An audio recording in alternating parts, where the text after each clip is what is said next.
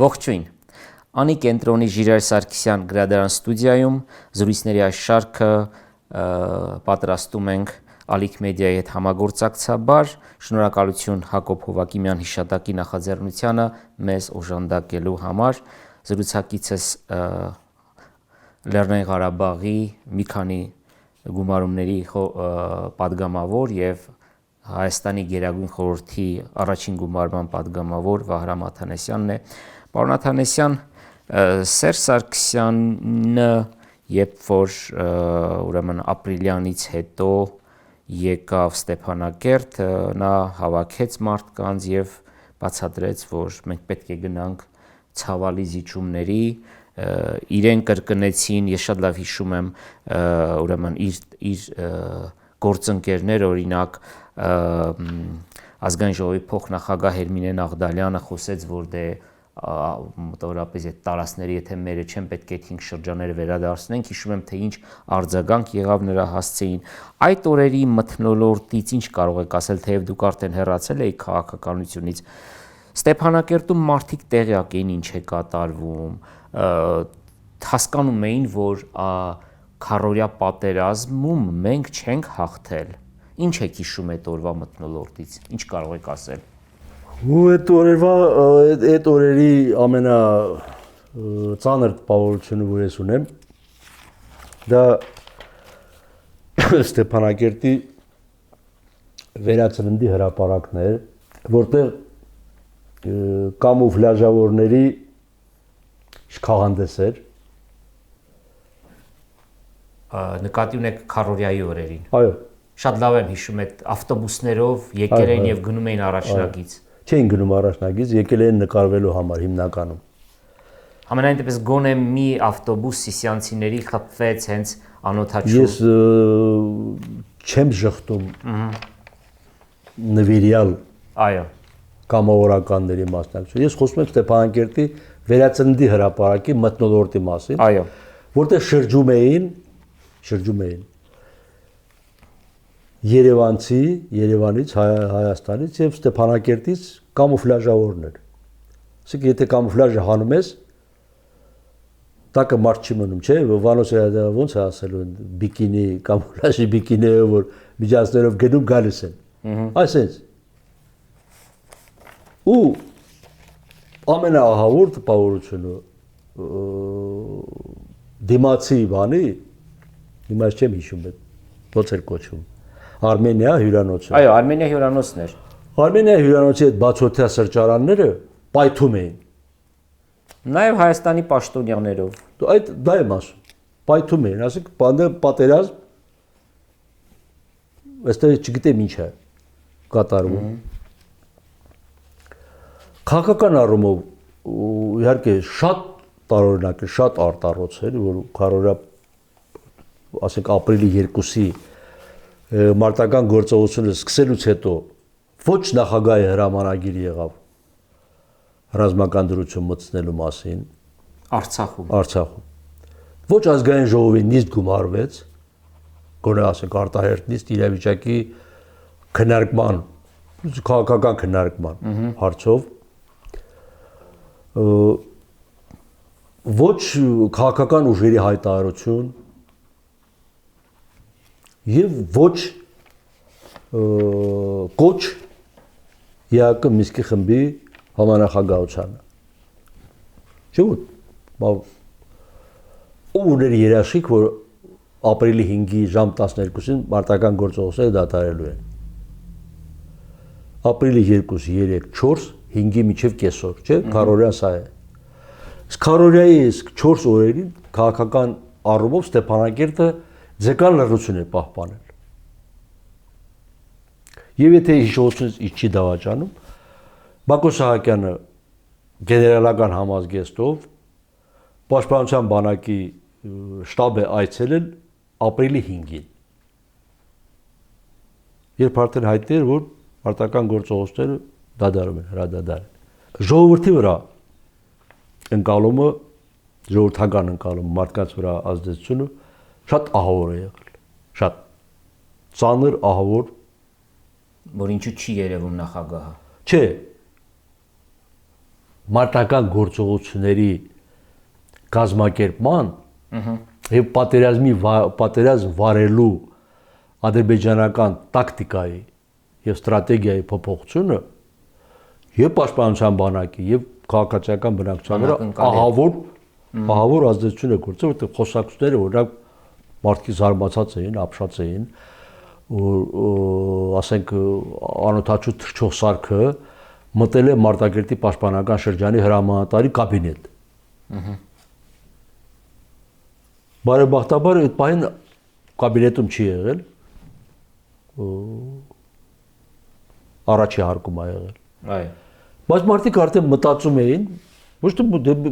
բոլորս այդ մտածող մարդիկ են։ Մարդիկ արդեն հասկանում են, որ Ադրբեջանը այնպիսի հնարավորություն ունի, որ այդ անօթաչու սարքը ցանկացած հասցեով կարող է մտնել, ոչ միայն ռազմական հասցեով։ Սա Մարտակերտի վարչակազմի ղեկավարին է ուզում շարքիցանի ոչնչացնի, Միրբաշիրից ԱԹՍ-ն մտնում է Մարտակերտի վարչակազմի ղեկավարի կաբինետ կամ ասենք Ղարաբաղի նախագահի առանձնասենյակ է մտնում։ Հոգեբանական նահավոր ֆրուստրացիա, չասեմ, ես ուրիշ բառ չեմ գտնում, ֆրուստրացիա։ Ու սարսափելի ջախջախիչ կարելի ասել, տպավորություն է թողել զոհերի քանակը։ Կարճ մի քանի ժամերի ընթացքում է, որովհետև ըստ էության եղել է զոհերը։ Ըստ էության բոլոր զոհերը եղել են առաջի մի քանի ժամեր։ Մի քանի ժամեր, այո։ Մեծամասնությունը։ Հետագայում իհարկե եղել են, բայց այն ականատես մարդիկ, ովքեր օրինակ ես խոսում եմ այն ուղղությամբ, որին ես տեղյակ եմ, Թալիշ, Մադաղիս այդ ուղղությամբ Որտեղ այնտեղ տարածքներ գրավեցին նաև թուրք ադրբեջանցիները։ Ահավոր, ես օրինակ հիշում եմ մեր համայնքի ուազ մեքենան հավաքագրել էին վիրավորներ եւ զոհեր տարհանելու համար, էլ Թալիշ Մադաղիս այդ գծի վրա եւ այդ վարորդը, այդ մեքենայի վարորդը, որ եկել էր 4 օր հետո որ եկել է խելագար վիճակ։ Տեսնելով ինչ է։ Տեսնելով ինքը ինչ է արել։ Այո։ Ինչ է արել եւ ինչ բզգտված մարմիններ։ Չէ՞ դու ուղղությամբ նաեւ այն բաններ են կիրառել իրենք։ Տոսը։ Հա, վակուումային վիճակա ստեղծում, որ ուղղակի զոհի մարմինը պայթում է։ Ահավոր որ ասես էйֆորիա է եղել, որ հա մենք Թուրքիային հաղթեցինք, բայց այդ հետո էйֆորիան ստեղծվեց, այդ հետո բան եղավ։ Ես ժողովրդի մեջ երբեք էլ այդ էйֆորիան չի եղել։ Չնայած քարոշչությանը։ Արդեն մարդիկ հասկանում էին, որ պատերազմը աչքի առաջ տեսնում է մարդ։ Աչքի առաջ տեսնում է, որ ադրբեջանական հնարավորություն ինչ է, մեր բանակի սպառազինության հնարավորություն ինչ է։ Այո։ Ու բոլոր կամավորականները, այդ օրերի որ աշխարհազոր կամավորականով ասած, բոլոր կամավորականների խոսքը նա էր, որ սա այն պատերազմը չի։ Սա առաջի պատերազմը չի։ Սա ուրիշ պատերազմ է։ Սա օդի պատերազմ է։ Սա տեխնիկայի կռիվ է։ Իրենց ինչ որ ես լսել եմ, օրինակ ասենք իմ համագյուղացիներից, հարևան համագյուղացիներից Ստեփանագերտի սովորական մարդ, որ ասենք 4 օր այդ ռազմական գործողությունների մասնակցել է, որ նաև առաջին պատերազմի մասնակից է։ Այս բանը կոտրվեց։ Ով մենք կարող ենք հաղթել, քարորիա պատերազմի ժամանակ կոտրվեց։ Իսկ մենք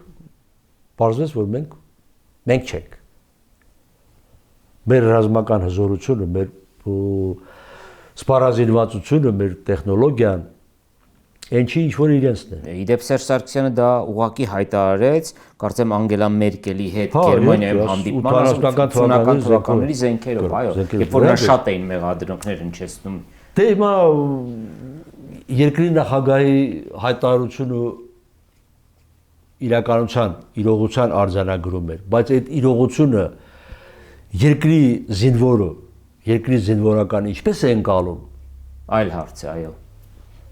Ինչու 80-ական թվականների զենք ունենք մենք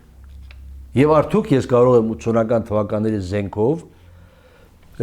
իսրայելական կամիկաձե ԱԹՍ-ների դեմ կռվել։ Հա, կարող եմ։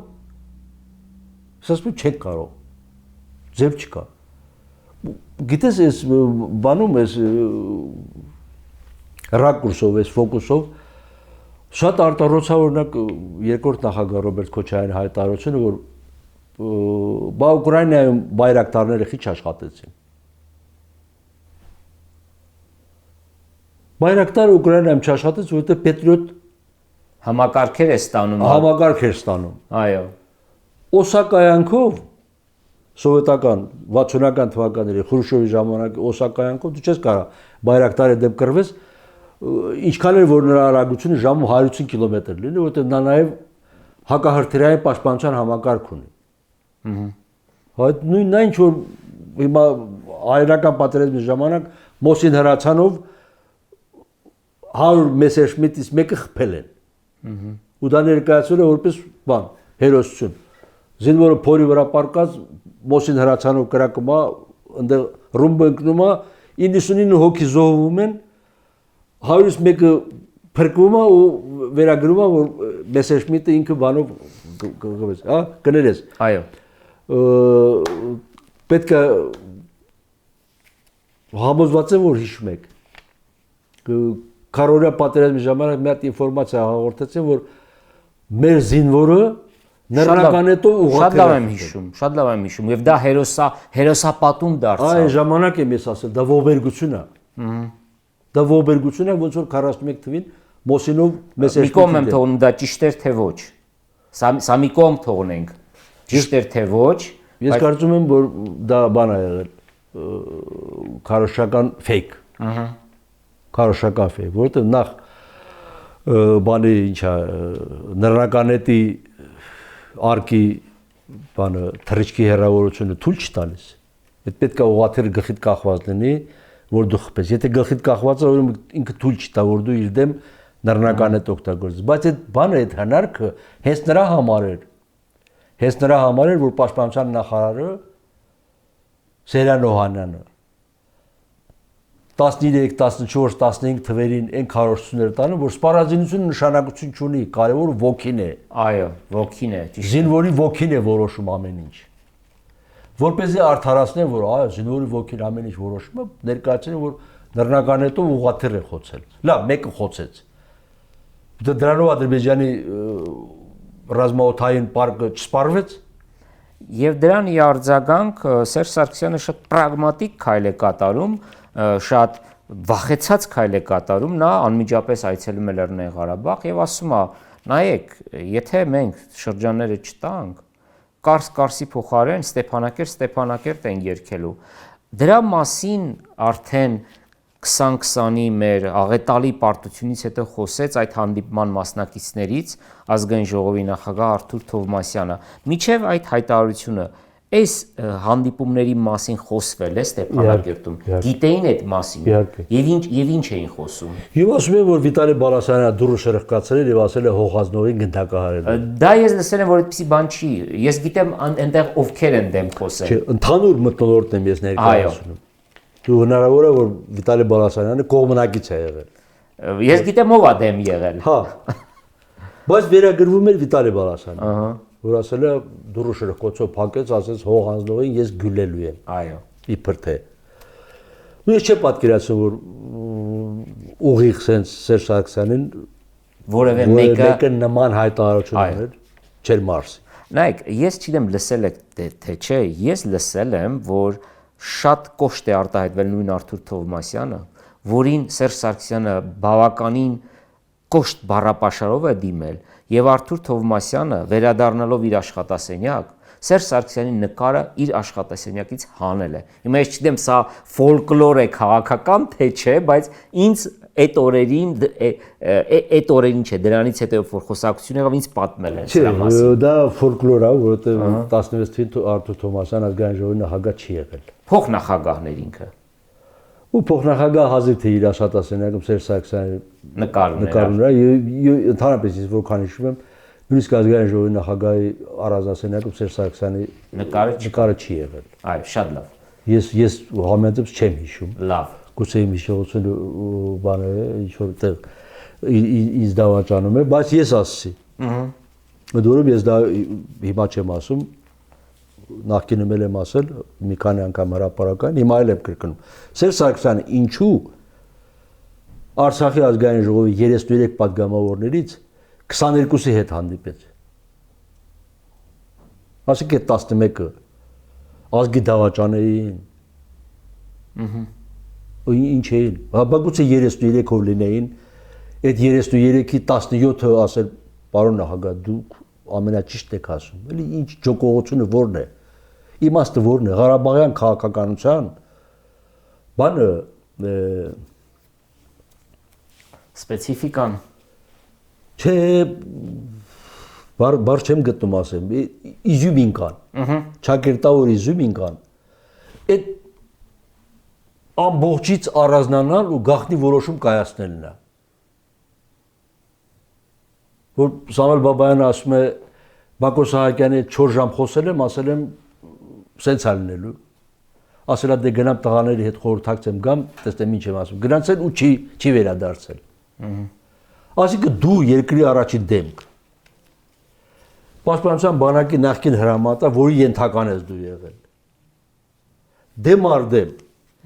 հարց չես կարող պարզես, գնում ես ինչ-որ մեկի հետ խորհրդակցես։ Նույնիսկ Սերժ Սարգսյանն եմ ասում։ Պարոն նախագահ, դու գիտեիք, որ Լեռնային Ղարաբաղի ազգային ժողովը ունի 33 պատգամավոր։ Եթե դուք հանդիպում եք Լեռնային Ղարաբաղի ազգային ժողովի հետ, ուրեմն պիտի պահանջեք, որ 33 պատգամավորները ներկա լինեն ու ընդհանրապես նստեն ֆրակցիա առ ֆրակցիա։ Դա քաղաքական խոսակցություն է։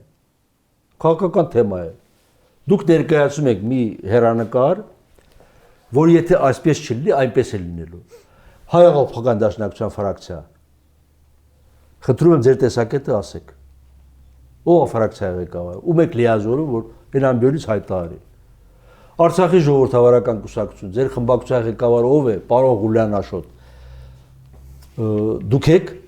ազգային ժողովի նախագահ, դուք եք ներկայացում ձեր խմբակցությունը, խնդրեմ ներկայացրեք։ Ազատ հայրենիք խմբակցություն, պարոն Արթուր Թոմասյան, որպես ԱԺ փոխնախագահ, դուք եք ներկայացնում, դուք խոսեք կամ Հովիկ Ջիվանյան, դու ես ներկայացում, Հովիկ Ջիվանյան, դու ներկայացում։ Քաղաքական խոսակցությունը, կարևորագույն խոսակցությունը։ Դու ինչու ես առանձնացնում 22 պատգամավորին, այդ 11-ին համարում ես, որ դելավերը սրանք ինչ ասենք հանելու են։ Բագուցե վճռական մասան, վճռորոշ մասան այդ 11 դեպուտատներն են ներկայացնում։ Պարոն Աթանեսյան, եւ վերջին հարցը այս հարցազրույցի։ Սերժ Սարգսյանը Արցախից վերադարձավ եւ թե Արցախում էր, երբ որ ՊՊՑ գունդը գրավվեց Երևանում։ Սրա հետ կապ տեսնում եք այս ամեն ինչի մեջ։ Ես մի հոդված գրեցի եւ կապ տեսա կամ կապ ստեղծեցի զուտ ժամանակագրորեն եւ իմ տպավորությունն այն էր, որ Սերժ Սարգսյանին պետք էր այդպիսի մի գործողություն, որ ինքը կարողանա տարբեր երկրներում, հատկապես Մոսկվայում, բացատրել, թե ինչու ինքը չի կարող գնալ ցավալի զիջումների։ Ինչ եք մտածում։ Եթե նման բան կա, տպավորություն կա, ապա դա վկայում է, որ Հայաստանի նախագահ փաստորեն ամբողջ իրավիճակի չի տիրապետել։ Ես նկատի ունեմ միջազգային ներքին կյանքում հնարավոր ամեն ինչ անում, բայց այս գնում եմ այս քայլը, ենթադրենք։ Այս քայլը ախր հնարավոր չի Պուտինին կամ Ֆրանսիայի նախագահին կամ Միացյալ Նահանգների նախագահին ներկայացնել, որ ես իրավիճակը չեմ վերահսկում, եթե ես ես գնամ Հայաստանը կկործանվի։ Ասենք ես չեմ լինի նախագահ, Պուտինը կասի, բա դու չլինես Պողոս կլինի։ Իսկ դա միամիտ բան։ Երկրորդ, մենք ուշադրություն չենք դարձնում հունիսի 15-ին։ Չէ 16-ին էր, չէ ՊՊՑ գնդի գրավումը։ Հավանաբար, հիմա լավ հիշողությունից, բայց այդ օրերին էր։ Գուցե 17-ին ժամանակագրորեն համընկավ նաև Թուրքիայում տեղի ունեցածի։